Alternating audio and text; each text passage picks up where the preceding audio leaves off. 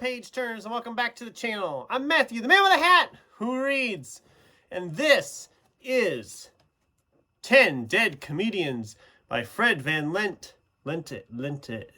By Fred. By Fred Van Lente. It's Mystery March. As I said, I've been reading a lot of mystery type books this month. I shouldn't say a lot because I haven't really finished a lot, but you know what I mean. That's kind of what I've been trying to do, and this one was a perfect one for the month. Just before I get into too much, we want to appreciate and admire this cover. I mean, there is a lot going on this cover. And the fun part is that some of the deaths on the cover are actually in the book, so that was kind of fun. But essentially, what is this about? This legendary comic, well-known, done in a bunch of different movies, different stuff. He has this big island house that he lives in now, and he summons all these other comedians in show business and whatnot to this house, promising they're going to work together on this big project. And so he's got a former late-night talk show host, like one of the Vegas-type comedians, prop comedians, podcasters, improv instructors, and different stuff. And these characters all kind of have a connection to him in the past, and all are kind of admire him, but also have kind of looked down on him, poked fun at his career in their own gigs.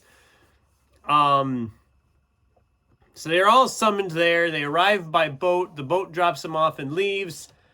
And nobody's in the house. There's nobody there. Nobody's around. There's no food. There's no silverware. There's no Wi-Fi.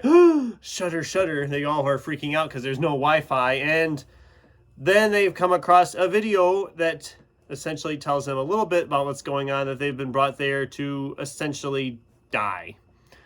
And then the video they're watching is of their legendary host essentially hanging himself.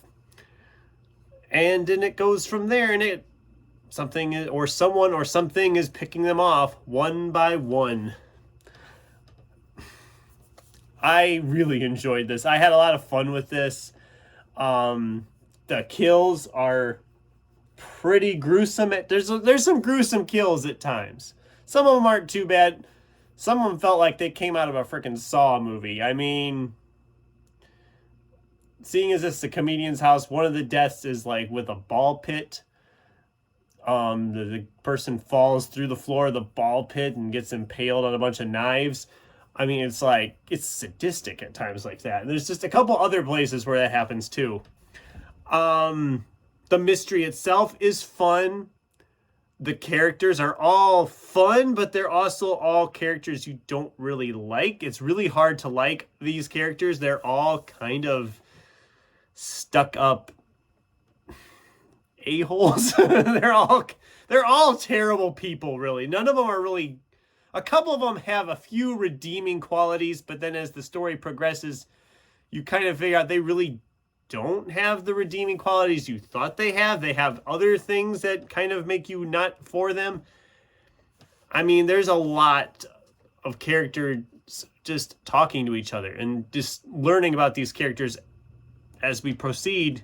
You really aren't rooting for any of them to get out alive, which is kind of dark when you think about it, but it is a fun time. I really enjoyed this. Previously, I had read Fred Van Lente's The Con Artist, which was his second book. I actually read the second book before the first book he's written, about a murder at Comic-Con, and actually they have I should have grabbed the book, but here's the cover for that one. I don't know if you can see it. I'm trying to get it in the picture, but that one was a fun one too, but it was also more grounded and serious. This book is not serious at all. You cannot take it seriously at all. I had a lot of fun with it. I really did. I gave it 4 stars because, well, the reveal of the whodunit at the end, I thought was a little bit, not really goofy, but not really, it just felt beyond even what we'd already accomplished with the story. And if you're a dog lover, I'm going to throw this out there. There's a dog in this book that doesn't have a good end. There's not a good end for the dog, but that's the case with a lot of the characters too. And I think the dog, if I remember right, is literally named A-Hole. I think that's what his name was, right? I can't find it when I want it.